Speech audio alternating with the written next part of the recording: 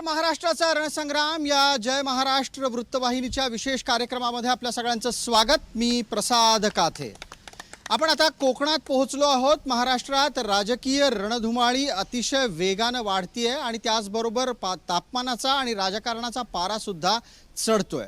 आम्ही आता सावंतवाडीत आहोत. माझ्यासोबत आहेत माझे सहकारी जगदीश देशमुख.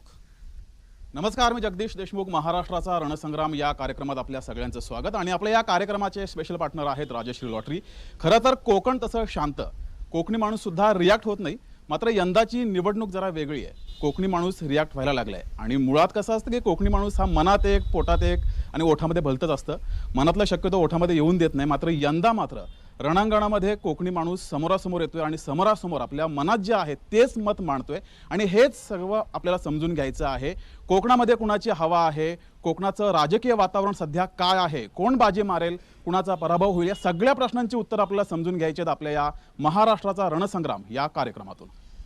महाराष्ट्राचा रणसंग्राम या कार्यक्रमामध्ये सावंतवाडीच्या जनरल जगन्नाथराव भोसले स्मृती शिवउद्यानामध्ये आपण आहोत. माझ्यासोबत विविध राजकीय पक्षांचे प्रतिनिधी आहेत. महिलांचंही प्रतिनिधित्व करण्यासाठी 2 महिला या कार्यक्रमामध्ये आहेत. आणि त्याचबरोबर या समोर आपल्याला विविध पक्षांचे कार्यकर्ते आहेत जे या चर्चेत त्यांची मतं मांडतील. माझ्यासोबत असलेल्या मान्यवरांचा मी आपल्याला पटकन आधी परिचय करून देतो.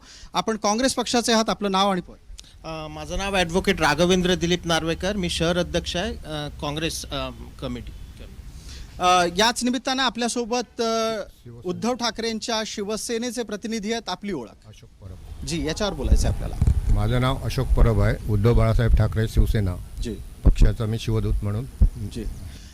महाराष्ट्राचे राज्यमंत्री राहिलेले प्रवीण भोसले जी आहेत, राष्ट्रवादी काँग्रेस शरद पवार गटाचे प्रतिनिधी म्हणून आपल्यासोबत या चर्चेमध्ये आहेत. भारतीय जनता पार्टीच्याकडून आपल्यासोबत ॲडव्होकेट संजू शिरोडकर आहेत. त्याचबरोबर आपल्यासोबत शिवसेना जी एकनाथ शिंदेंच्या शिवसेनेचे प्रतिनिधित्व करण्याच्यासाठी आपल्यासोबत जोडले गेले आहेत. आपला परिचय. नमस्कार, जय महाराष्ट्र. मी रत्नाकर सुहासिनी बबन जोशी, शिवसेना, जिल्हा प्रवक्ता, सिंधुदुर्ग. बिलकुल. महिलांचं प्रतिनिधित्व करण्यासाठी ज्या 2 महिला आहेत त्यांना विनंती आहे त्यांनी आपला परिचय द्यावा.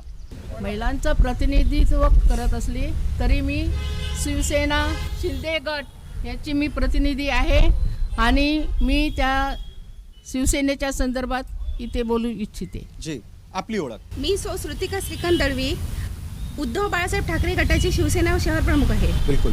या चर्चेमध्ये आपल्याकडे वंचित आणि मनसेचे सुद्धा प्रतिनिधी आहेत. आधी वंचितची ओळख आपण करून घेऊयात. ती कुठली आहे म्हणाली? उद्धव बाळासाहेब. बिलकुल. मनसेच्या चर्चेची सुरुवात करतोय आणि चर्चेसाठी पहिली फेरी आपण भारतीय जनता पार्टी शिवसेनेच्याकडून करतोय. कोकणात महत्त्वाचा मुद्दा गाजला तो गद्दारी आणि खुद्दारीचा. कोण गद्दार आणि कोण खुद्दार, तुमच्याकडून उत्तर अपेक्षित आहे. आधी शिंदे गटाच्याकडून. नमस्कार. खरं तर बाळासाहेबांची जी शिवसेना आहे, बाळासाहेबांचं हिंदुत्व आणि बाळासाहेबांचे विचार हे घेऊन जाण्यासाठी स्वतः आमचे कार्यसम्राट मुख्यमंत्री एकनाथजी शिंदेसाहेब यांनी खऱ्या अर्थानं बाळासाहेबांचे विचार जोपासले आणि ती बाळासाहेबांची शिवसेना शिदोरी समजून आज महाराष्ट्रामध्ये कार्यरत आहेत. आम्ही खुद्दार आहोत ज्यांनी बाळासाहेबांचे विचार पायी तुडवले, हिंदुत्व बाजूला करून महाविकास आघाडीच्या सोबत गेले, ते खऱ्या अर्थाने गद्दार आहे. याचं उत्तर द्यायला लागेल आपल्याला पटकन. यामध्ये ज्याप्रमाणे बोलले आहेत जी, हे शिवसेनेचे खुद्दार म्हणून, त्यांना विचारा तुमचं शिवसेनेशी काय किती वेळा हे झालं आहे, किती हे तुमचं हे आहे. त्याप्रमाणे तुम्ही आज जे शिवसेना खुद्दार म्हणून तुम्ही वापरत आहात ते ॲक्च्युली तुमची शिवसेना नसून उद्धव बाळासाहेब ठाकरे हे त्यांचे वंदनीय बाळासाहेब ठाकरे यांचे ते चिरंजीव आहेत. बरं. आणि त्यांच्यामध्ये ते त्यांची शिवसेना खरी शिवसेना त्यांची आहे. पण याच खुद्दार आणि गद्दारच्या चर्चेमध्ये मनसेचाही एक एलिमेंट आहे. मला त्यानिमित्तानं मनसेच्या प्रतिनिधींना विचारायचं आहे की ठाकरेंच्या वैचारिकदृष्ट्या भूमिकेची बांधिलकी आत्ता कोणाकडे आहे आणि ठाकरेंचे खरे वारसदार कोण आहेत? कोकणात तुमचं अस्तित्व काय आहे? आधी ठाकरे साहेबांचे खरे वारसदार कोण आहे हा इश्यू वेगळा आहे. समोरचे प्रश्न साहेब बघितले वेगवेगळे प्रश्न आहेत. पण काल जर बघितलं आपण, काल एकनाथ शिंदेची जाहीर सभा होती ठाणेमध्ये. त्या व्यासपीठावर भोजपुरी गायिका त्या ठिकाणी नाचत होती. जी नाही, ठाकरेंच्या विचारांच्या वारसाची चर्चा चालली आहे. हे बाळासाहेब ठाकरेंचे विचार आहेत का? हे बाळासाहेब ठाकरेंचे बरोबर विचार नाहीत आहे, का? बरोबर आहे. बाळासाहेब ठाकरेंचे विचार वेगळेच होते. तुमच्याकडे उत्तर आहे का जोशी साहेब याचं? आहे ना, नक्की. बिलकुल लगेच द्या पटकन. एक लक्षात घ्या, तो सांस्कृतिक कार्यक्रम होता आणि कलाकारांना व्यासपीठ उपलब्ध करून देणं हे आमचं काम आहे आणि आम्ही ते करत राहू. पण कोकणामध्ये भोजपुरी लोकांना व्यासपीठ कशाला उपलब्ध करून देत आहे? कोकणामध्ये नाही दिलंय साहेब, अच्छा, आपण ठाण्यामध्ये दिलेलं आहे आणि ठाणे हे ग्लोबल आपण आहोत, ग्लोबल आपला जिल्हा आहे आणि त्यामुळे आपण सर्व समावेशक घेऊन मुख्यमंत्र्यांची सभा ही सांस्कृतिक कार्यक्रम होऊ शकतो का साहेब? मुख्यमंत्री साहेबांची सभा होती ती, त्या सभा सुरू व्हायच्या अगोदर तुम्ही भोजपुरी गायिका तिथे नाचवत होता. ठीक आहे, या मुद्द्याला बऱ्यापैकी वाढताना दिसत आहे, पण मूळ मुद्दा आपला भरकटायला नको. तो खुद्दारी आणि गद्दारीच्या संदर्भातला आहे. माझे प्रतिनिधी, माझे सहकारी जगदीश देशमुख आहेत. जगदीश, एकदा जनतेमध्ये जाऊयात आणि त्यांना विचारूयात, खास करून कोकणी माणसाच्या मनामध्ये हा विचारांचा वारसा आणि मतांचा वारसा या दोन्हीबद्दल काय म्हणणं आहे. कारण कोकण, शिवसेना, बाळासाहेब यांचं नातं आहे ते अधोरेखित होत आहे. जी, सुरुवातीला आपण सर्वसामान्य जनतेला नेमकं काय वाटते ते पाहूया, नंतर कार्यकर्ते पदाधिकारी यांच्याकडे जाऊया. सर्वसामान्य जनता सुद्धा आपल्यासोबत आहे. काका, काय वाटतंय, बाळासाहेब ठाकरे यांची शिवसेना खरी कुणाची किंवा गद्दार खुद्दार हा सध्या प्रचारामध्ये महत्त्वाचा मुद्दा बनलाय. आपल्याला काय वाटतं, नेमकी शिवसेना कुणाची? उद्धव बाळासाहेब ठाकरे. आणि का? कारण मूळ वारसच ते आहेत उद्धव बाळासाहेब ठाकरे. याचं कारण असं आहे की शिवसेना ही बाळासाहेब ठाकरेंनी स्थापन केली 1966 पासून, ती आजपर्यंतही त्यांचीच आहे. इथे कुठेही त्याच्यावर वारस हक्क सांगू नये. ठीक, तुम्हाला काय वाटतं? मला असं वाटतं की विचाराने शिवसेना ही बाळासाहेब ठाकरेंची आहे, उद्धव साहेबांची आहे. आपण मतांसाठी विचार सांगत असाल तर हिंदुत्वाचा खरा अर्थ आम्हाला अद्यापही कळलेला नाही. ठीक आहे, तुम्हाला काका तुमचं काय मत आहे याच्यावरती? ठाकरेंची शिवसेना आहे बाज. आपण आता ठीक आहे, महिलांकडे येऊया. पदाधिकाऱ्यांकडनं आता आपण त्यांचं मत जाणून घेऊया. अगदी हा प्रश्न विचारणंच चुकीचं आहे, कारण शिवसेना खरी उद्धव बाळासाहेब ठाकरे म्हणजे बाळासाहेब ठाकरेंची शिवसेना. अगदी छोट्या मुलाला जरी विचारलं शिवसेना कोणाची, तर तो अगदी न भीता किंवा न तातडीने उत्तर देतो की शिवसेना ही ठाकरेंचीच आहे आणि पक्ष चोरून किंवा हे करून अशीच कोणाकडे जात नाही. त्यांच्यावर हिंदुत्व सोडलं असं नाही, हिंदुत्व कुठे काय सोडलंय? हिंदुत्व सोडलं असं जर म्हणतात तर ते हिंदुत्व कसं सोडलं हे सांगा ना. हिंदुत्व सोडलं म्हणजे याचा अर्थ असा नव्हे की मुस्लिम समाजाला जवळ केलं किंवा दुसऱ्या कुठल्या घटक पक्षाला जवळ केलं, याचा अर्थ असा होत नाही की हिंदुत्व सोडलं. हिंदुत्व त्यांच्याकडे आहे आणि ते कायम राहणार आहे. आणि आम्ही सुद्धा जे शिवसेनेचे कार्यकर्ते आहोत ना, ते ठाकरेंचीच शिवसेना म्हणून कायम राहणार आहोत आणि ठाकरेंचीच शिवसेना आहे. ठीक आहे, अजून एक प्रतिक्रिया आपल्याकडे येते. हां, एकनाथ शिंदेंच्या पक्षांकडून. हां सर, मला एक सांगा तुम्ही की जेव्हा आपण एखादा पक्ष चालवतो, एखादी संघटना चालवतो, तर ती त्याची जी तत्त्व आहे त्या तत्त्वावरती ती चालत असते. तसं जर असेल तर राष्ट्रपती जे आपले राष्ट्रपिता महात्मा गांधी म्हणतात, तर त्यांचा मुलगा झाला असता ना पुढे त्याचा. मग त्याचे जर गांधीचा सभा का सगळे जग का म्हणतं गांधींना आपलं, आमचा भारत का म्हणतो सगळ्या गांधींना आपला? कारण गांधींचे विचार आहेत. मग तसंच आहे बाळासाहेब ठाकरे. आम्ही पण 18-19व्या वर्षापासून बाळासाहेब ठाकरेंच्या बरोबर आहोत, त्यांच्याबरोबर काम केलेलं आहोत, त्यांच्याबरोबर आम्ही निवडणुका लढवलेल्या आहेत. मला एक सांगा तुम्ही, उद्धव ठाकरे साहेबांना मी हे विचारू शकते, बाळासाहेब ठाकरे ना स्वतःला मुख्यमंत्री होऊ शकले असते, कधी मुख्यमंत्री ते झालेत का? नाही झाले. मग तुम्ही मला एकच सांगायचं आहे की उद्धव ठाकरे साहेबांना का नाही हे 40 आपल्या घरातले, मी एक स्त्री आहे, माझ्या कुटुंब जर मी सांभाळू शकते तर यांना 40 आमदार का नाही सांभाळू शकले? 40 जण वाईट होते असं होऊ शकत नाही. मला एका गोष्टीचं उत्तर काँग्रेसकडून लागेल. आत्ताच्या स्थितीला काँग्रेसची तिकीटं लोक घेऊ इच्छित नाही आहेत. इतकी दयनीय अवस्था असताना कोकणामध्ये तुम्ही किती जागा लढणार, निवडून किती आणणार आणि तुमच्यासोबत लोक काय येतील? माईकवर उत्तर द्या. महाविकास आघाडीतर्फे 3 पक्ष प्रामुख्याने आहेत. ते म्हणजे शिवसेना, उद्धव बाळासाहेब ठाकरे, काँग्रेस आणि राष्ट्रवादी काँग्रेस. आता काय झालं, ज्यावेळी फुटले, उबाठा आणि जेव्हा निर्माण झाले आणि 2.5 वर्ष चालवले आणि त्याच्यानंतर त्यांनी पॉलिसी ठरवली की जिथे उबाठाचे जे शिवसेनेचे जे उमेदवार होते, जिथे काँग्रेसचे होते आणि जिथे राष्ट्रवादीचे होते, जे निवडून आलेले होते, तिथे त्या मतदारसंघात त्यांना त्या सीट्स दिलेल्या आहेत. पण मग आत्ताच्या घडीला मला परुळेकर यांच्याकडून विचारायचं आहे, भारतीय जनता पार्टी आणि काँग्रेसची जी लढाई आहे त्यात प्रबळ कोण वाटतंय? आम्ही जी निवडणूक लढवतो आहे ती विकासाच्या मुद्द्यावर लढवतो आहे. आणि प्रामुख्याने मला सुद्धा वाटतं या चर्चेमध्ये विकासाच्या मुद्द्यावर चर्चा होणं हे संयुक्तिक ठरेल. कारण आज आपण बघितलं असेल, फक्त कोकणाचा जर विचार करायचा झाला असेल तर भारतीय जनता पार्टी शासित ज्यावेळी आपल्याकडे इथे राज्य आलं, म्हणजे महाराष्ट्रात म्हणा, केंद्रात म्हणा, त्यानंतरचा सिंधुदुर्ग म्हणा, रायगड म्हणा किंवा पूर्ण मुंबईपासूनचा कोकण बेल्ट म्हणा, त्यामध्ये झालेली सुधारणा आपल्याला नक्की बघता येईल. आणि या मुद्द्यावरच हा मुद्दाच राहिलेला नाही आहे की कुठल्या तुमच्या लेखी विकास हा मुद्दा आहे आणि त्याचबरोबर लाडकी बहीण ही पण लाडकी बहीण योजना आहेत, सुकन्या समृद्धी योजना आहेत, त्यानंतर आमच्या महिलांना 50% आम्ही तिकिटामध्ये सूट दिलेली आहे. सर्वात महत्त्वाची म्हणजे आमचे माननीय उपमुख्यमंत्री आणि मुख्यमंत्र्यांनी देवेंद्रजींनी सुद्धा त्या दिवशी घोषणा केली की अजूनपर्यंत ह्या घटकाचा कोणीच विचार केला नव्हता. जी अनाथ मुलं आहेत, आपल्याकडे जवळपास 20 ते 22 हजार मुलं जी अनाथ उद्या मोठी होऊन बाहेर पडत आहेत, त्याचा पूर्ण शिक्षणाचा खर्च हा महाराष्ट्र शासन करणार. याच्यावर एकदा आपल्याला प्रतिनिधी म्हणून मवियाचं मत लागेल. आपण स्वतः राज्यमंत्री होतात भोसले साहेब, एकूणच अशा योजना या जनतेमध्ये कितपत लोकप्रिय ठरतात, त्यामुळे मतं मिळतात का? आता मी आपल्याला एक सांगतो की आमच्या राष्ट्रवादी काँग्रेस पक्षाचे अध्यक्ष आणि सन्माननीय शरद पवार साहेब यांनी या महाराष्ट्राचं सातत्याने विचारांचं नेतृत्व केलेलं आहे. आणि त्या काळापासून महिलांना 50% जे रिझर्वेशन दिलं गेलं, त्या 50% रिझर्वेशन हे शरद पवार साहेबांच्या काळामध्ये दिलं गेलं. त्या काळामध्ये मी त्यांच्या मंत्रिमंडळामध्ये होतो आणि अनेक सगळ्या पक्षांचा त्या रिझर्वेशनसाठी, महिलांना रिझर्वेशन देण्यासाठी विरोध होता. महिलांचे इतर प्रॉब्लेम जे आहेत त्याच्याकडे लक्ष द्या, त्यांना निवडणुकीला कशाला उभं करता, त्यांना अजूनही त्यांना स्वतःच्या घरकामामध्ये गुंतलेल्या महिला आहेत, त्या महिलांना तुम्ही या पदावर आणायचं, रिझर्वेशन द्यायचं, निवडणुकीचं रिझर्वेशन द्यायचं. याला मुद्दा आत्ताच्या घडीचा आहे. ताजं थोडंसं बोलूयात. लाडकी बहीणच्या निमित्तानं तुम्हाला फरक पडेल असं वाटतं का? कारण थोड्या वेळापूर्वी परोळेकरांची भूमिका वेगळी होती, ते म्हणतात होय अशा प्रकारच्या अनेक योजना. शिरोडकरांची भूमिका वेगळी होती, त्यांचं म्हणणं आहे की होय विविध प्रकारच्या योजना आणून परिस्थिती बदलेल. ह्या सगळ्या ज्या योजना आमचे मित्र सांगतायत, तरुण मित्र सांगतायत, वकील आहेत ते, त्याच्यामुळे त्यांनी चांगल्या तऱ्हेने मांडलं.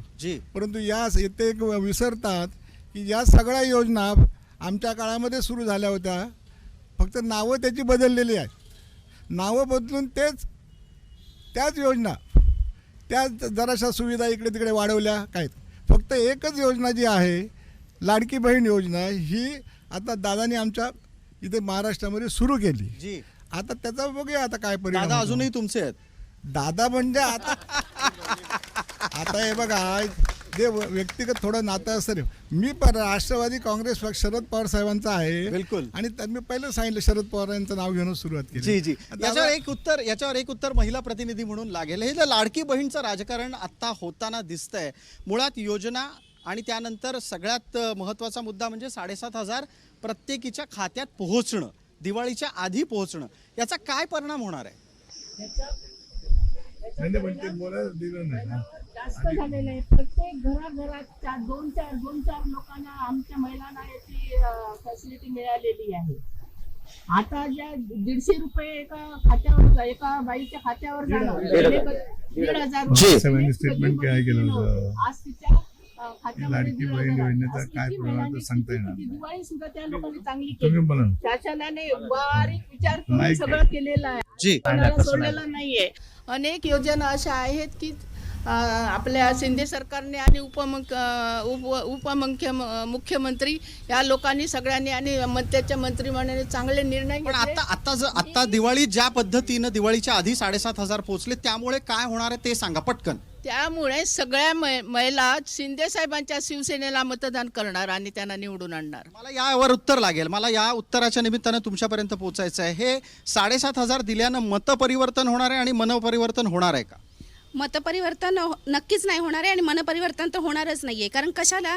कारण यांनी फक्त 1,500 रुपये प्रत्येकाच्या खात्यात जमा करून जी आज एवढी महागाई वाढवली आहे त्याला जबाबदार कोण आहे? हे सरकारच आहे ना. अरे तुम्ही गॅस सिलेंडर वाढवला, तुम्ही सगळ्या प्रकारची महागाई वाढवली, तेलावरती वाढवलं, पेट्रोल वाढवलं आहे, सगळ्या प्रकारची महागाई आज वाढवून ठेवलेली आहे. या महागाईच्या मुद्द्यावर मतं घ्यावी लागतील. माझे सहकारी जगदीश देशमुख आहेत, तर जगदीश, जनतेमधून या महागाईच्या मुद्द्यावर एकदा लोकांना बोलतं करा आणि जे कोणी पक्षाचे प्रवक्ते असो, सामान्य कार्यकर्ता असो, सामान्य माणूस असो, प्रत्येकाकडून पटकन आणि वेगात मतं घ्या. जी, आपल्याला सगळ्यांची मतं समजून घ्यायची. सुरुवात करूया पहिल्यांदा महागाई संदर्भात. महागाई वाढले? महागाई तर वाढली आहे, पण महागाई तशी नाही वाढली आहे. 20 वर्षापूर्वी 25 वर्षापूर्वी जो रेट होता त्याचा जर हिशोब घालत आला तर आज रोजी जी महागाई वाढली ती त्या पद्धतीने बरोबर आहे. जेवढा पगार 20 वर्षापूर्वी लोकांना होता तेवढाच त्याच्या 10-20 पटीने पगार आज रोजी वाढलेला आहे आणि त्याप्रमाणे एक 5 पटीने महागाई होणारच ना. महागाईचा परिणाम काय निवडणुकीवर होईल असं वाटतंय? महागाई तर एवढी वाढलेली आहे की आमचे प्रतिनिधी, आमचे सहकारी सांगतायत की थोड्या प्रमाणात वाढलेलं आहे. त्यांना ही सगळी जळ पोचत आहे, परंतु ते आता बोलतायत निवडणुकीच्या दरम्यान. लाडकी बहीण योजना सुद्धा खूप प्रसिद्ध आहे आणि त्या संदर्भात आपण लाडक्या बहिणींकडून समजून घेऊया. काय वाटतं, लाडकी बहीण योजनेमुळं महायुतीला, एकनाथ शिंदे महायुतीचे जे सगळे आमदार आहेत त्यांना मतं मिळतील? हा, मिळतील. कारण लाडकी बहीण योजना आल्यामुळे लोकांना महिलांना जो आधार मिळाला आहे तो आधार वेगळाच आहे. कारण प्रत्येक महिलेला ना प्रत्येक गोष्टीसाठी नवऱ्याकडे पैसे मागावे लागत होते. ठीक आहे, म्हणजे आधार मिळाला. अगदी थोडक्यात बोलत राहा, कारण आपल्याला सगळ्यांची मतं समजून घ्यायची आहेत. ताई, काय वाटतंय, लाडक्या बहीण योजनेचा काय परिणाम होईल निवडणूक? लाडक्या बहिणीचा बऱ्यापैकी परिणाम होणार आहे निवडणुकीसाठी. कारण आज ज्या गोरगरीब महिला आहेत त्यांना कष्ट करायला बाहेर जायला नको, पण सरकारने आज त्यांच्या खात्यात 1,500 रुपये जे घातले आहेत त्यांना खूप मोठा आधार झालेला आहे. त्यामुळे ते शिंदे गटांनाच हे करणार. मागे काही महिला आहेत, आणखी वेगळ्या सर्वसामान्य जनता सुद्धा आहेत आणि वेगळ्या पक्षाकडे सुद्धा जाऊया. अगदी थोडक्यात सांगा, सगळ्यांची मतं आपल्याला समजून घ्यायची आहेत. लाडक्या बहीण योजनेचा काय परिणाम वाटतो? आजच्या काळात जर बघायला गेलं तर सगळ्या महिला या सक्षम आणि स्वावलंबी आहेत. कोणी असं कोणावर निदान तुम्ही घरकाम करणारी बाई स्वतःच्या पैशावर, स्वतःच्या हिमतीवर सगळं काही खरेदी करते. त्यामुळे ह्या लाडक्या बहिणीच्या पैशावर तुम्ही म्हणत असाल त्याने मतपरिवर्तन होणार नाही एवढं मी ठाम सांगू शकते, कारण महागाई ही वाढलेली आहे. अजून 1-2 मतं घेऊया आपण मागे. सर्वसामान्य जनता सुद्धा मागे आहे. तुमच्याकडे बोलायचं तुम्हाला?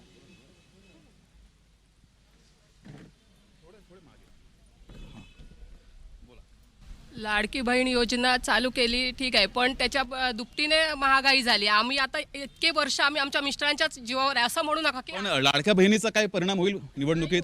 नाही होणार. कारण इतके वर्ष आम्ही आमच्या मिस्टरांच्या लाडकी बहिणीची योजना भावाने दिली आहे, कबूल आहे, पण सगळं काही देऊ शकत. 1,500 मध्ये किती महागाई झाली आहे, नाही होऊ शकत. महिलांचं म्हणणं हे सुद्धा आहे की लाडकी बहीण योजना आलेली आहे, मात्र महागाई सुद्धा झालेली आहे. त्यामुळं लाडक्या बहिणीचा परिणाम काही महिला म्हणतात होईल, काही महिला म्हणतात की महागाईमुळे लाडक्या बहिणीचा महायुतीला फायदा होणार नाही. सर जी, जगदीश, या मुद्द्याच्या अनुषंगानं पुढे जात असताना मला आपल्याला विचारायचं आहे, ज्या वेळेला महिला असं म्हणतात की लाडक्या बहिणीचा फार फायदा होणार नाही, त्यांना तुम्ही या मुद्द्याला पुढे नेत असताना उत्तर तुमच्याकडे काय असतं आणि कोणत्या कारणाचं असतं? लाडकी बहीण योजना जी आहे ती मंथली 1,500 रुपये खात्यात महिला जे आहेत त्यांच्या खात्यात जमा सरकार करते आहे. आणि ती जर तुम्ही बघितलं आता तर एकदम त्यांनी 7,500 अकाउंटवर टाकलेले आहेत इलेक्शनच्या पूर्वी. याचा अर्थ काय, तुम्ही का अर्थ काय आहे त्याची उत्तर? नाही सर, त्याचा अर्थ सरळ आहे. आचारसंहितेच्या काळामध्ये निवडणूक आयोग काही रिस्ट्रिक्शन करतं, बंधनं असतात आणि त्या बंधनाच्या अनुषंगाने तुम्ही त्या मधल्या काळामध्ये देऊ शकत. आणि मला पहिल्यांदा एक सांगायचं आहे, या योजनेचा लाभ सर्वांनी घेतलेला आहे. आपण आज सिंधुदुर्ग जिल्ह्याचा विचार केला असाल तर महाराष्ट्रात ज्यावेळी ही योजना सुरू झाली त्यावेळी सर्वाधिक 1,68,000 नोंदणी सिंधुदुर्गामधून झालेली होती.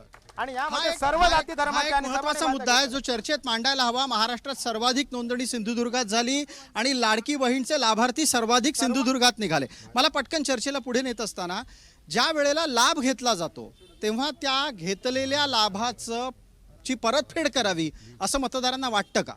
मतदारांना वाटतंय. आता थोड्या लोकांनी जो विरोध केलाय त्या लोकांनी सुद्धा योजनेचा लाभ घेतलेला आहे. हा महत्वाचा, तुम्ही आता उत्तर द्या. लाभ घ्यायचा आणि मतदान करायचं नाही, हे बरोबर आहे? अरे लाभ घेतला म्हणजे काय घेतलं? तुम्ही काय तुमच्या खिशातले पैसे दिले आहेत का? जीएसटी स्वरूपात तुम्ही आमच्याकडूनच ते वसूल करताय. लाभ घेतला काय उपकार नाही केलाय. जीएसटी स्वरूपात घेतला जाता. महागाई वाढवली आहे, प्रत्येक गोष्टीवरती तुम्ही आज जीएसटी वाढवली आहे. ते कुठून येतो पैसा? तो ठीक आहे. ज्यांना पटत नाही, ज्यांना पटत नाही त्यांनी काय करायचं मग? ते घेतलेले पैसे परत द्यायचे? पहिली गोष्ट म्हणजे ही जी योजना आहे ही योजना एक फसवी योजना आहे. हा एक जुमला आहे. ज्या पद्धतीने पंतप्रधानांनी सांगितलं होतं की 15 लाख रुपये तुमच्या अकाउंटला येणार. ते कधीच बोलले नव्हते, प्रचार झाला तसा. तो प्रचार नाही हे त्यांचं म्हणणं आहे आणि त्याच्यानंतर अमित शहा यांनी सांगितलं की हा जुमला होता, प्रचारी जुमला होता आणि त्यांनी जाहीरपणे सांगितलेलं आहे. त्यामुळे हे काय हा मुद्दाच येत नाही. दुसरी गोष्ट, अशाच पद्धतीची ही फसवी योजना आहे. नाही, पण माझा मुद्दा वेगळा होता. मुद्दा असा आहे, समजून घ्या की ज्या पद्धतीची महागाई, एकीकडे तुम्ही 1500 रुपये देता आणि ॲफिडेव्हिटसाठी 500 रुपये त्याच महिलेकडनं घेता. मग 500 रुपये जेव्हा तुम्ही त्या महिलेकडनं घेता त्यावेळी तुम्ही काय विचार केलाय? 100 रुपयामध्ये affidavit होतं. माझा मुद्दा तुमच्यासाठी असा आहे की ज्यांना पटत नाही त्यांनी काय करायचं? त्यांनी लाभ घ्यायचा नाही का लाभ घ्यायचा आणि मतही द्यायचं नाही, हे दोन्ही चालू शकतं का? मुळात ही योजना सरकारची योजना आहे, त्यामुळे लाभ घ्यायचा नाही असं आपण म्हणू शकत नाही. बरोबर आहे की नाही? आणि राहिला विषय लाडकी बहीण कन्सेप्टचा, तर मला एक सांगा की लाडक्या बहिणींना सरकारवर विश्वास आहे का? कारण अकाउंटला पैसे जमा झाले की दुसऱ्या दिवशी ते विड्रॉ होत आहेत. मग त्या लाडक्या बहिणींना सुद्धा असं वाटतं की पैसे कुठेतरी माघारी जातील. मग या लाडक्या बहिणी सुद्धा सरकारला मतदान करणार आहेत का, हा सुद्धा संशय आहे. या लाडक्या बहिणीच्या मुद्द्यांवरून चर्चा सुरू आहे. आपल्याला वेळेला पुढे जायचं आहे आणि प्रत्येक वेगळ्या वेगळ्या मुद्द्यांना ही चर्चेमध्ये घ्यायचं आहे. मला या निमित्तानं आता कोकणातल्या काही मूलभूत मुद्द्यांकडे येणं गरजेचं आहे आणि त्यातला एक मुद्दा भोसले साहेब आपल्यापासून सुरू करावासा वाटतो, तो म्हणजे सध्या कोकणात चर्चेत असलेली घराणेशाही. असं काय घडतं की राजकारणामध्ये आत्ताच्या घडीला घराणेशाही अपरिहार्य होत जाते? प्राप्त स्थितीमध्ये आपण 2 उदाहरण डोळ्यासमोर ठेवू शकतो. राणे बंधू आहेत आणि सामंत बंधू आहेत. सामंत बंधू निदान एका पक्षात आहेत, राणे बंधूंनी तर पक्ष पण वाटून घेतले. घराणेशाही आमच्या कोकणामध्ये घराणेशाही लोकांना आवडत नाही, मतदारांना आवडत नाही. आणि घराणेशाही, लोकशाहीमध्ये घराणेशाही करणं ही अत्यंत चुकीची बाब आहे. आता तुम्ही जर बघितलं तर तुम्ही 2 राणे बंधूंचं सांगितलं तर पिताश्री परत आहेतच. तर त्याच्यामुळे घराणेशाही, माझ्या व्यक्तिगत त्यांचं रिलेशन चांगलं जरी असलं तरी सुद्धा घराणेशाही या बाबतीत मी त्यांचं समर्थन करणार नाही. याचं उत्तर लगेच शिवसेनेकडून घेऊया. एकदा घेतो. जी कोकणामध्ये घराणेशाही नाही आहे. डॉक्टरचा मुलगा डॉक्टर चालतो, वकीलचा मुलगा वकील चालतो, इंजिनियरचा मुलगा इंजिनियर चालतो, शिक्षकाचा मुलगा शिक्षक झालेला चालतो. मग समाजसेवकाचा मुलगा समाजसेवक का झालेला चालत नाही? आणि म्हणून मी सामंत बंधूंसाठी आणि राणे बंधूंसाठी मी एवढंच बोलेन, कबुतराला गरुडाचे पंख लावता येतीलही, परंतु गगन भरारी घेण्याची जिद्द ही रक्तात असावी लागते, ती दत्तक घेता येत नाही. सामंतांच्या बद्दल तुमचा काही आक्षेप आहे असं दिसतंय? नाही, मला हे सगळे सामान सुद्धा घराणेशाहीमध्येच आले. मी स्वतः, माझे वडील आमदार होते, चुलते जनरल जगन्नाथराव भोसले हे केंद्रामध्ये मंत्री होते, मी आमदार झालो. परंतु आमच्या नंतरच्या पिढीने ठरवलं, आम्ही सगळ्यांनी ठरवलं घराणेशाही करायची नाही. माझ्या कुटुंबामध्ये कर्तबगार व्यक्ती असताना सुद्धा आम्ही त्यांना विधानसभेच्या निवडणुकीच्या रिंगणामध्ये आणले नाहीत. मनस्वी आम्ही ह्या गोष्टीचा स्वीकार करतो की राजकारणामध्ये, लोकशाहीमध्ये घराणेशाही असू नये. बिलकुल. भारतीय जनता पार्टीकडून याचं उत्तर लागेल आणि ते यासाठी लागेल कारण तुम्ही पार्टी विथ द डिफरन्स असं स्वतःला म्हणवता आणि असंच नाही तर एका घरात 2 पदं देणार नाही वगैरे वगैरे वगैरे अशी भरपूर नियमावली इतरांना सांगत असता. सर्वात प्रथम भारतीय जनता पार्टीचं राष्ट्रप्रथम हे घोषवाक्य, आणि त्यामध्ये जर आपण जर पाहिलं असाल तर सर्वसामान्य कार्यकर्त्यांमधून घडलेले नेते सर्वाधिक भारतीय जनता पार्टीमध्ये आहे. आणि तुम्ही जर घराणेशाहीचं जर म्हणत असाल तर सध्याच्या या राजकीय परिस्थितीमध्ये कुठला एक पक्ष मला दाखवा हो ज्याच्यामध्ये घराणेशाही नाही आहे. जे घराणेशाहीबद्दल बोलताय त्यांच्या घरात पुतण्यापासून सगळेजणच आहेत, त्याच्यात सगळे आहेत. दुसऱ्या पार्टीमध्ये वडील आहेत, मुलगा आहे, मंत्री आहेत, बाकीचे मंत्री आहेत, त्यांच्याकडे संघटनेची पदं पण त्यांच्याकडेच. मग अशा लोकांनी घराणेशाहीबद्दल बोलणं कितपत योग्य आहे? याच्यावरचं एक उत्तर मनसेकडून घेऊयात आणि त्याचबरोबर वंचितलाही विचारूयात. तुम्ही दोघेही काही फार वेगळे नाही आहात. तुमच्या इकडे प्रकाश आंबेडकरांनंतर सुजात आंबेडकर येतात, तुमच्याकडे राज ठाकरेंच्या नंतर अमित ठाकरे येतात आणि कोकणातल्या परिस्थितीच्या बाबतीतली चर्चा सुरू असताना सामंत आणि राणे बंधूंच्या बद्दलचं मत समोर ठेवून मला उत्तर लागेल की लोकांना उमेदवार मिळत नाहीत का निवडून येणारा उमेदवार हा मुद्दा महत्त्वाचा असतो? साहेब कसं, महाराष्ट्राला ॲक्च्युली घराणेशाही नवीन नाही आहे. महाराष्ट्राचा जर विचार केला तर सगळे घराणे नवीन नाही आहे म्हणजे खपवून घ्यायची का? खपवून घ्यायचं, ज्याच्यात कॅपॅसिटी आहे तो येणार ना पुढे. ते घराणेशाहीचा काय त्याच्या इश्यू आला, मला तर पटत नाही. घराणेशाही आपल्याला नाही पटत. खरं म्हणजे जसं आपण बघितलं तर महाराष्ट्रामध्ये अनेक उदाहरणं अशी देता येतील की जी घराणेशाहीला पारंपरिक पद्धतीने चालत आलेली आहेत.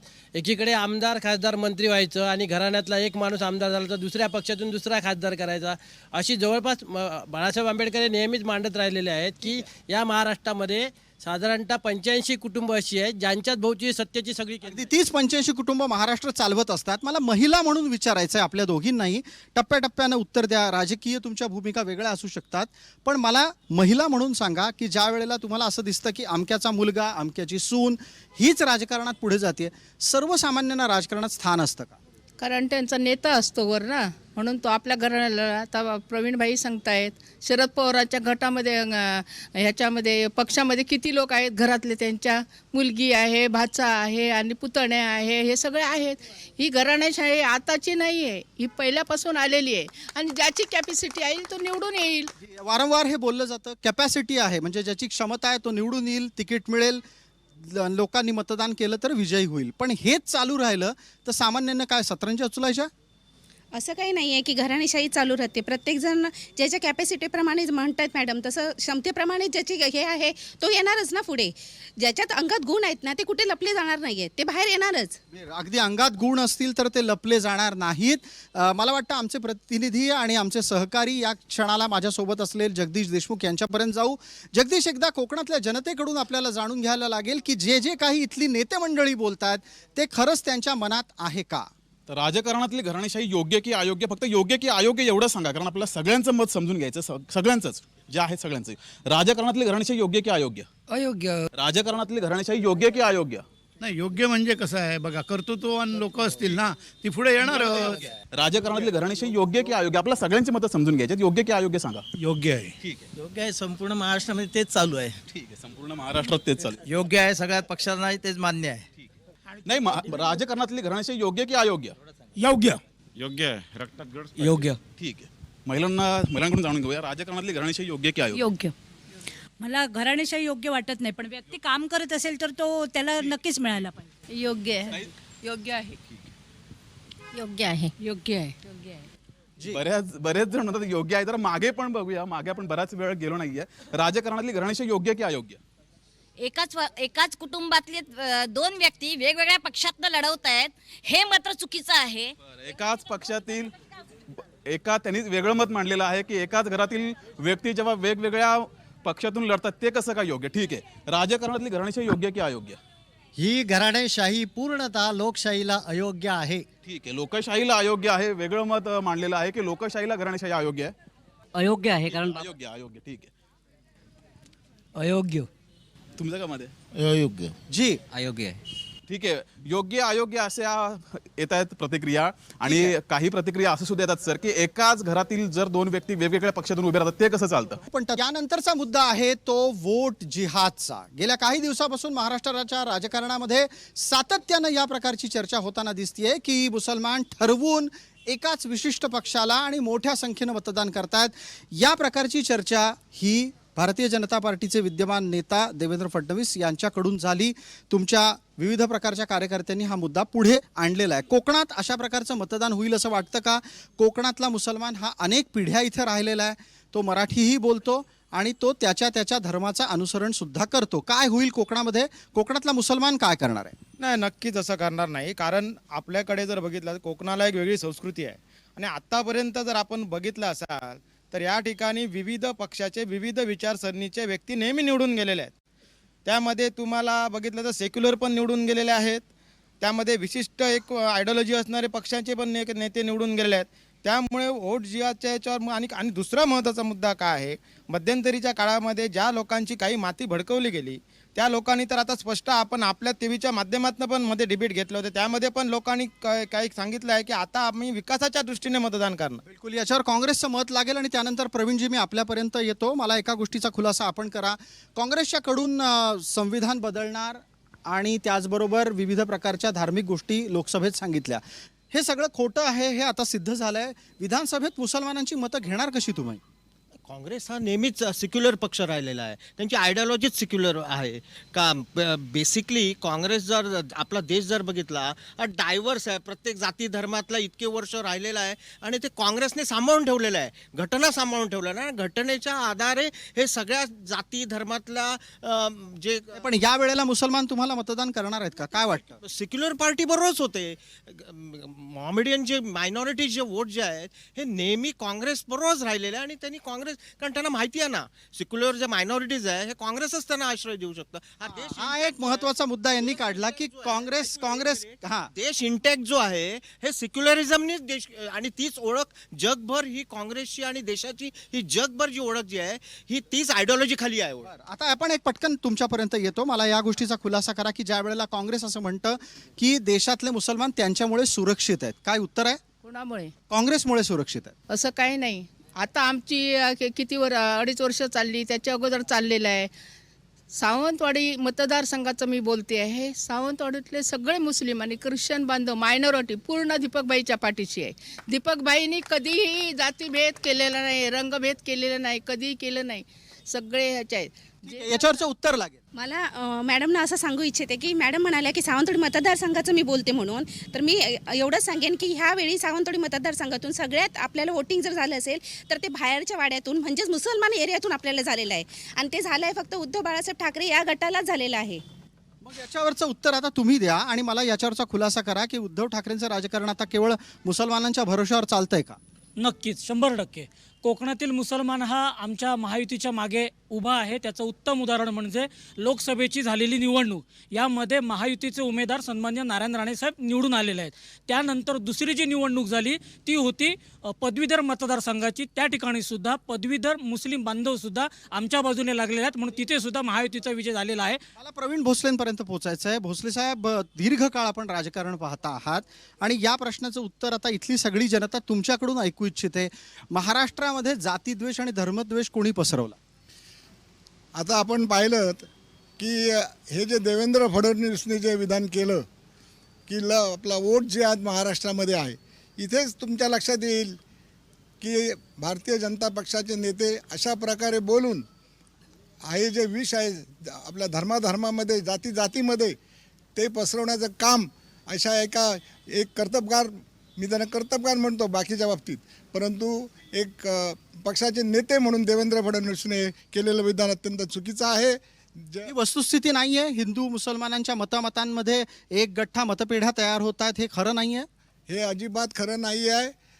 प्रत्येकजण जाणून मतदान करतो. ज्या ज्या वेळेला जसं जसं घडतं तसं मुसलमान असेल, ख्रिश्चन असेल, हिंदू असेल, जो कोणी असेल तो त्या परिस्थितीनुसार मतदान करतो आणि त्याच्यामुळे असं लव जिहाद जे देवेंद्र फडणवीस म्हणतात ते अत्यंत चुकीचं आणि वोट जिहाद म्हणतात ते त्यांना ते पटत नाहीये. मला विचारायचं शिरोडकर, आपल्यालाच प्रश्न आहे. ज्या वेळेला हा मुद्दा येतो तेव्हा खरं तर प्रश्न त्यातला लपलेला असा असतो की याची गरज काय है ना. मी सर्वात प्रथम हे स्पष्ट करू इच्छितो, आदरणीय उपमुख्यमंत्री देवेंद्रजींनी यासाठी म्हटलेलं आहे, आपण लोकसभेची मतं बघा ना, धुळ्याचं मतदान ज्यावेळी झालं त्यावेळी 5 फेरीमध्ये तुम्हाला सुभाष भामरे तिथे पुढे होते. त्यानंतर मालेगावचं ज्यावेळी मतदान झालं त्यावेळीचं तुम्ही जर बघितलं असाल तर 1,25,000चा जवळपासचा फरक. त्याच्यातनं काही गोष्टी ज्या आहेत त्यांनी एकटं म्हणण्यापेक्षा बाकीच्यांनी पण म्हटलेलं आणि काही बाबतीत तुम्हाला हे स्पष्ट पण झालेलं आहे. याच्यावरचं जनतेचं मत आपल्याला घ्यावं लागेल. आमचे सहकारी जगदीश देशमुख आहेत. जगदीश, माझा आपल्याला या निमित्तानं सांगणं आहे की तुम्हाला थेट जनतेमध्ये जाऊन हा प्रश्न उपस्थित करायचा आहे की हिंदू झोपलेला आहे का आणि मुसलमान एकत्रित होतोय का? सुरुवातीला आपण तरुणांकडून या प्रश्नाचं उत्तर समजून घेऊ. या हिंदू मुसलमान वाद पेटवणं योग्य वाटतंय का आपल्याला? नाही नाही नाही नाही. जरा मोठीने बोला. अयोग्य. ठीक आहे. पुढेही काही हात वरती होत आहेत, आपण त्यांच्याकडे जाऊया. तुमच्याकडे मी महिलांकडे येतोच परत. हां बोला. अयोग्य वाटतं. अयोग्य वाटतं. हे हिंदू मुस्लिम हे होत आहे, कारण मागच्या ज्या लोकसभेचं निवडणूक झाली तेव्हा जे वोटिंग झालं त्यामध्ये मुस्लिम एक गट्टा मतदान हे उबाटाला झालेलं होतं. सावंतवाडी मतदारसंघातलं जर विचार केला तर 100% झालेलं होतं. पण त्याही झालं, पण त्याही पण बऱ्यापैकी भाजपला तिथे वोटिंग झालं, कारण तिथे आमचे नगरसेविक असा भाजपचे आहेत. त्यामुळे आता सुद्धा ह्या विधानसभेला सुद्धा वोटिंग 100% शिवसेना भाजप युतीलाच होणार आहे. ठीक आहे.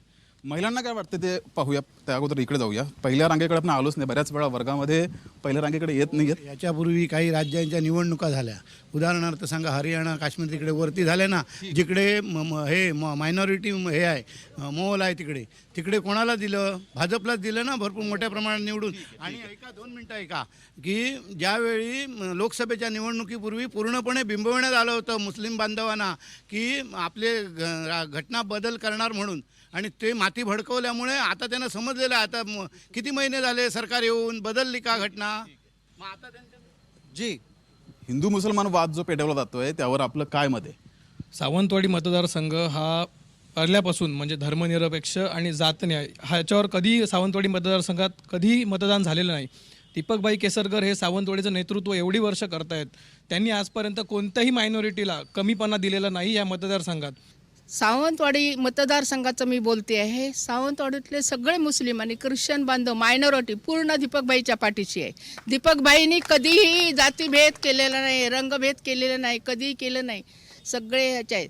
याच्यावरचं उत्तर लागेल. मला मॅडमना असं सांगू इच्छिते की मॅडम म्हणाल्या की सावंतवाडी मतदारसंघाचं मी बोलते म्हणून, तर मी एवढंच सांगेन की ह्यावेळी सावंतवाडी मतदारसंघातून सगळ्यात आपल्याला वोटिंग जर झालं असेल तर ते बाहेरच्या वाड्यातून म्हणजेच मुसलमान एरियातून आपल्याला झालेलं आहे आणि ते झालं आहे फक्त उद्धव बाळासाहेब ठाकरे या गटालाच झालेलं आहे. मग याच्यावरचं उत्तर आता तुम्ही द्या आणि मला याच्यावरचा खुलासा करा की उद्धव ठाकरेंचं राजकारण आता केवळ मुसलमानांच्या भरोश्यावर चालतंय का? नक्कीच 100%. कोकणातील मुसलमान हा आमच्या महायुतीच्या मागे उभा आहे. त्याचं उत्तम उदाहरण म्हणजे लोकसभेची झालेली निवडणूक. यामध्ये महायुतीचे उमेदवार सन्माननीय नारायण राणे साहेब निवडून आलेले आहेत. त्यानंतर दुसरी जी निवडणूक झाली ती होती पदवीधर मतदारसंघाची. त्या ठिकाणी सुद्धा पदवीधर मुस्लिम बांधव सुद्धा आमच्या बाजूने लागलेले आहेत, म्हणून तिथे सुद्धा महायुतीचा विजय झालेला आहे. मला प्रवीण भोसलेंपर्यंत पोहोचायचं आहे. भोसले साहेब, दीर्घकाळ आपण राजकारण पाहता आहात आणि या प्रश्नाचं उत्तर आता इथली सगळी जनता तुमच्याकडून ऐकू इच्छिते. महाराष्ट्रामध्ये जातीद्वेष आणि धर्मद्वेष कोणी पसरवला? आता आपण पाहिलं की हे जे देवेंद्र फडणवीसने जे विधान केलं की आपला वोट जे आज महाराष्ट्रामध्ये आहे, इथेच तुमच्या लक्षात येईल की भारतीय जनता पक्षाचे नेते अशा प्रकारे बोलून हे जे विष आहे आपल्या धर्माधर्मामध्ये जातीमध्ये ते पसरवण्याचं काम अशा एक कर्तबगार, मी त्यांना कर्तबगार म्हणतो बाकीच्या बाबतीत, परंतु एक पक्षाचे नेते म्हणून देवेंद्र फडणवीसने केलेलं विधान अत्यंत चुकीचं आहे. ही वस्तुस्थिती नाही आहे. हिंदू मुसलमानांच्या मतामध्ये एक गठ्ठा मतपेढ्या तयार होत आहेत, हे खरं नाही आहे. हे अजिबात खरं नाही आहे. प्रत्येकजण जाणून मतदान करतो. ज्या वेळेला जसं घडतं तसं मुसलमान असेल, ख्रिश्चन असेल, हिंदू असेल, जो कोणी असेल तो त्या परिस्थितीनुसार मतदान करतो आणि त्याच्यामुळे असं लव जिहाद जे देवेंद्र फडणवीस म्हणतात ते अत्यंत चुकीचं आणि वोट जिहाद म्हणतात त्यांना ते पटत नाहीये. मला विचारायचं शिरोडकर, आपल्यालाच प्रश्न आहे. ज्या वेळेला हा मुद्दा येतो तेव्हा खरं तर प्रश्न त्यातला लपलेला असा असतो की याची गरज काय है ना. मी सर्वात प्रथम हे स्पष्ट करू इच्छितो, आदरणीय उपमुख्यमंत्री देवेंद्रजींनी यासाठी म्हटलेलं आहे, आपण लोकसभेची मतं बघा ना, धुळेचं मतदान ज्यावेळी झालं त्यावेळी 5 फेरीमध्ये तुम्हाला सुभाष भामरे तिथे पुढे होते. त्यानंतर मालेगावचं ज्यावेळी मतदान झालं त्यावेळीचं तुम्ही जर बघितलं असाल तर 1,25,000चा जवळपासचा फरक. त्याच्यातनं काही गोष्टी ज्या आहेत त्या त्यांनी एकटं म्हणण्यापेक्षा बाकीच्यांनी पण म्हटलेलं आहे आणि काही बाबतीत तुम्हाला हे स्पष्ट पण झालेलं आहे. याच्यावरचं जनतेचं मत आपल्याला घ्यावं लागेल. आमचे सहकारी जगदीश देशमुख आहेत. जगदीश, माझं आपल्याला या निमित्तानं सांगणं आहे की तुम्हाला थेट जनतेमध्ये जाऊन हा प्रश्न उपस्थित करायचा आहे की हिंदू झोपलेला आहे का आणि मुसलमान एकत्रित होतोय का? सुरुवातीला आपण तरुणांकडून या प्रश्नाचं उत्तर समजून घेऊ. या हिंदू मुसलमान वाद पेटवणं योग्य वाटतंय का आपल्याला? अयोग्य आहे. ठीक आहे.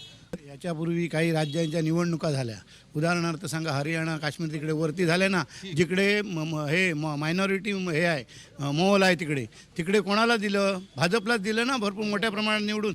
हिंदू मुसलमान वाद जो पेटवला जातोय त्यावर आपलं काय मत आहे?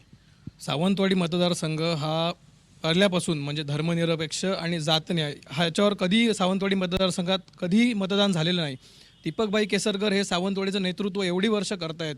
त्यांनी आजपर्यंत कोणत्याही मायनॉरिटीला कमीपणा दिलेला नाही या मतदारसंघात.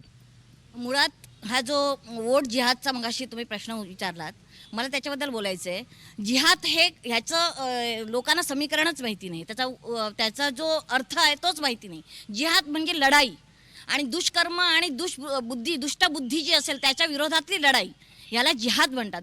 तर हिंदू मुसलमान वाद यावर सुद्धा मतमतांतरे आहेत. काहींचं म्हणणं आहे की एकजूट होणं गरजेचं आहे, सामाजिक बांधिलकी, सामाजिक घडी बिघडू नये, असं सुद्धा काहींचं मत आहे.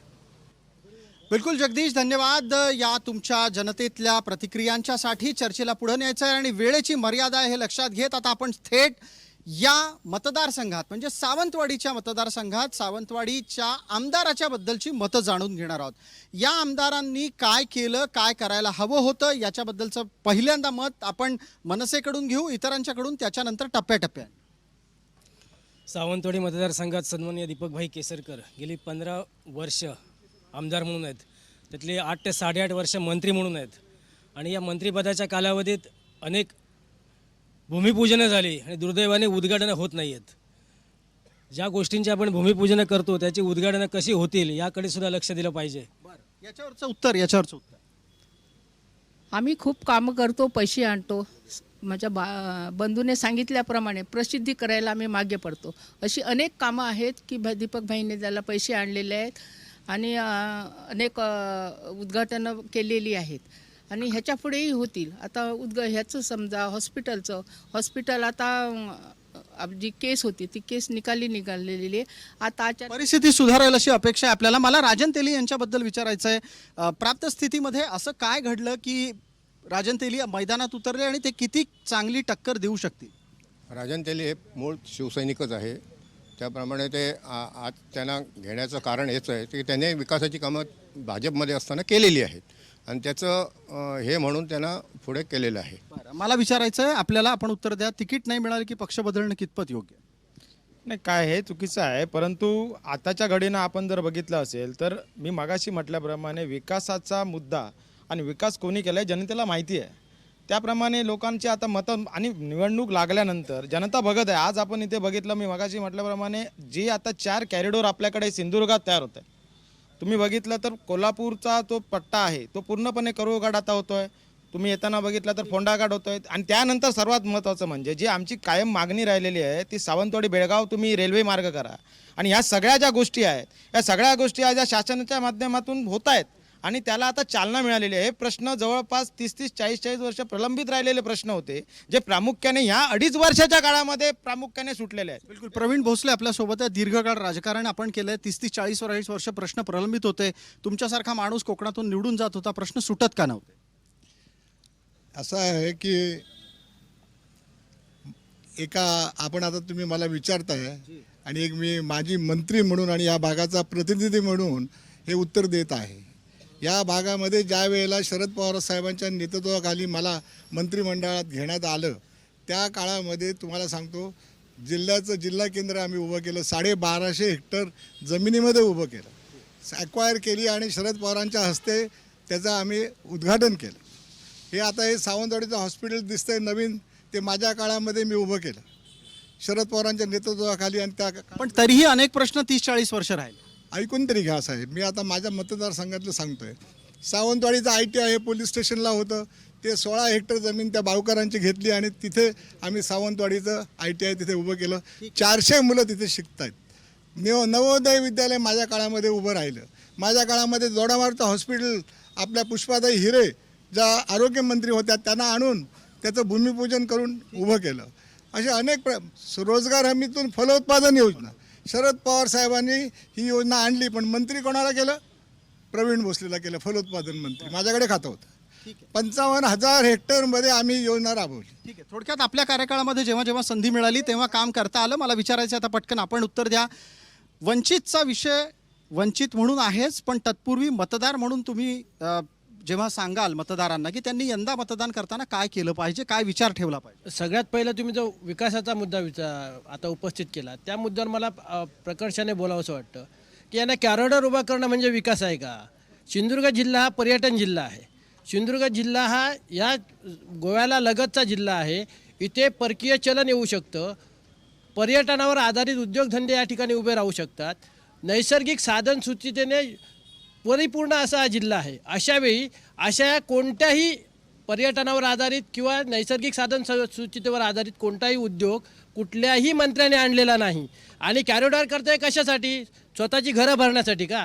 रस्ते केले, रस्त्याचं उत्तर लागेल. स्वतःची घरं भरण्याच्यासाठी राजकारण झालंय का याचं उत्तर? मला वेळ मर्यादा आहे. मी सांगतो तुम्हाला, मुळात आपण जे फिरताय ना सगळं दिसतंय ना हे ह्याच शासनाच्या काळामध्ये सगळं झालेलं आहे. अगदी तुम्ही इथे उभं राहिलाय ना त्यावेळी सुद्धा त्या आमदारांच्या काळात किंवा ह्याच्यात झालं. त्यानंतर तुम्हाला सांगतो आज तुम्ही आंबोलीला बघा, त्यानंतर तुम्ही वेळाघरला चला. महाराष्ट्र MTDCच्या माध्यमातून सर्वात मोठं तिथे निवास हे आमच्या इथे आपल्या तारकर्लीला उभं केलेलं आहे, शासनाच्या मार्फत झालेलं आहे. तुम्ही तिथे अत्यंत सावंतवाडीच्या विकासाच्या दृष्टीने जर बघितला ना मुळात आधी माझा एक प्रश्न आहे, सावंतवाडीचा विकास जो आहे तो सावंतवाडीत राहिलेला ना माहिती असणार ना. सावंतवाडीत तुम्ही राहिलं पाहिजे. सावंतवाडीतले जे पहिल्यापासूनचे रहिवासी आहेत त्यांना विचारा कोणालाही सावंतवाडीचा विकास झाला आहे की नाही. भूमिपूजन करतात. ठीक आहे, आपण तेवढं काय प्रकार आहे आपण उत्तर द्यावे ना त्याची. ठीक आहे. मला महिलांना वेळागर सर्वे नंबर 39 मध्ये जे भूमिपूजन करण्यात आलं त्या भूमिपूजन नाही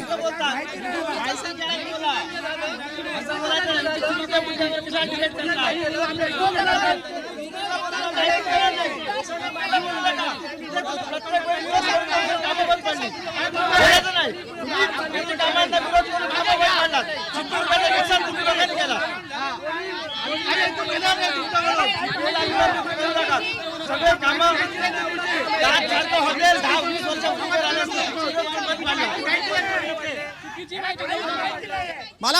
मला चर्चेत हस्तक्षेप करायचा आहे. 1 मिनिट थांबा. मुद्दा भरकटता कामा नये. मुद्दा मॅडम मुद्दा भरकटता कामा नये. मी संधी देतोय जी, मला संधी द्यायची आहे. राहते सर, मी वेळाघरच्या शेजारीच राहते.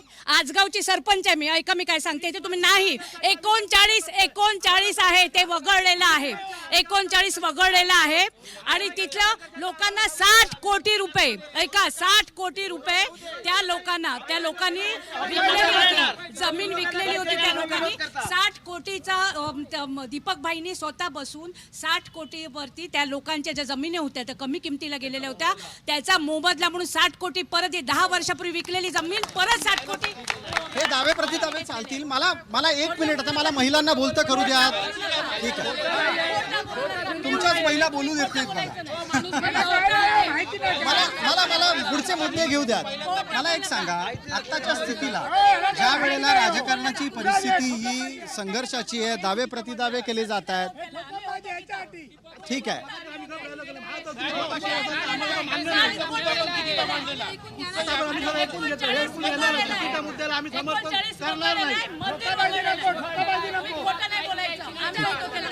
एक मिनिट, मला मुद्दा पुढे न्यायचा आहे. आता बसा. ठीक आहे. बसा. मला मुद्दा पुढे न्यायचा आहे आणि मला त्या निमित्तानं जाणून घ्यायचं की विकास म्हणून जेव्हा चर्चा होते तेव्हा महिलांच्या विकासावरच बोलतोय. बोलू तर द्या ना.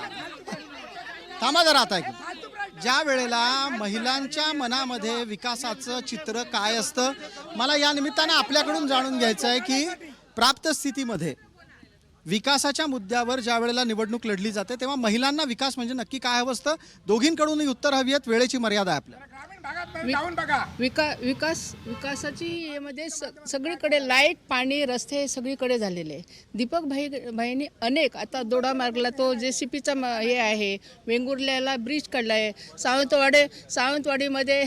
सावंतवाडीमध्ये आपलं मार्केट चालू होत आहे. अशी अनेक आहेत. दीपक भाईंना विकास करायला तुम्ही हा विकास करा म्हणून सांगण्याची गरज नाही. ह्या आता विरोधकांकडे काही मुद्दा राहिलेला नाही.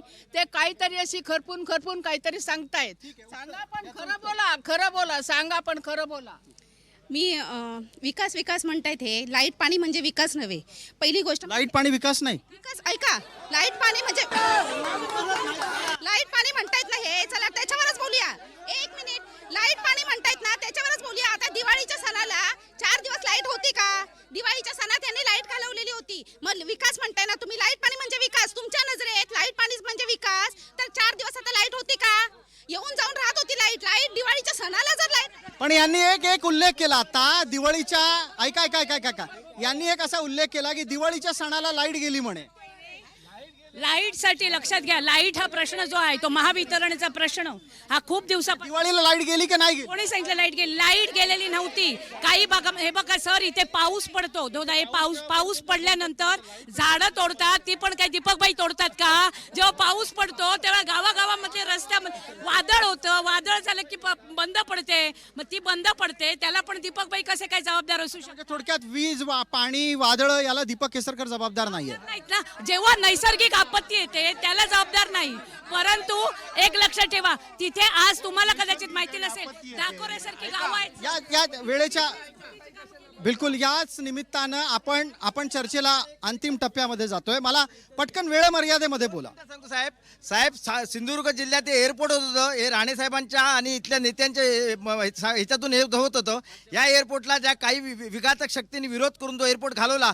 आमचा सिंधुदुर्ग जिल्ह्याचा पूर्ण सत्यानाश या लोकांनी केला आणि ही लोक बाहेर आपली शक्ती नसेल तर भारतीय लोकांना बोलवतात आणि विरोध करतात आणि प्रत्येक गोष्टीला विरोध करून जो सत्यानाश केला ना सिंधुदुर्ग जिल्हा या विरोधकांनी केला. मला या मुद्द्यावर बोलायचं होतं आणि धन्यवाद तुम्ही हा मुद्दा आणलात. कारण कोकणात येणारे प्रकल्प हे प्रत्येक वेळेला आंदोलनं करून हाणून पाडले जातात, पळवून लावले जातात किंवा विलंबित केले जातात. यानं कोकणातला रोजगार थांबतो, विकास म्हणजे त्यापेक्षा आर्थिक प्रगती थांबते. प्रवीणजी, इतके वर्ष कोकणाचं प्रतिनिधित्व करणारी माणसं कोकणामध्ये मोठा रोजगाराचा प्रकल्प का आणू शकली नाहीत? कोकणामध्ये जे इंडस्ट्री आहे त्या इंडस्ट्रीला काय कोकणी माणूस विरोध करतो अशातला भाग नाही. पण जर तुम्ही पोल्युशन करणारी इंडस्ट्री आणली, फळबागावर त्याचा परिणाम होणारी इंडस्ट्री आणली, जशी आता ती ह्याला जयगडचा प्रोजेक्ट आहे, अशा प्रोजेक्टना कोकणी माणूस विरोध करतो. पटकन उत्तर द्या. नाही, मुळात कसं आहे, हे प्रोजेक्ट तुम्ही बाजूला ठेवा. त्याने म्हटलं तसं विमानतळाच्या प्रोजेक्टला सुद्धा विरोध झाला. ते लांबचं राहिलं.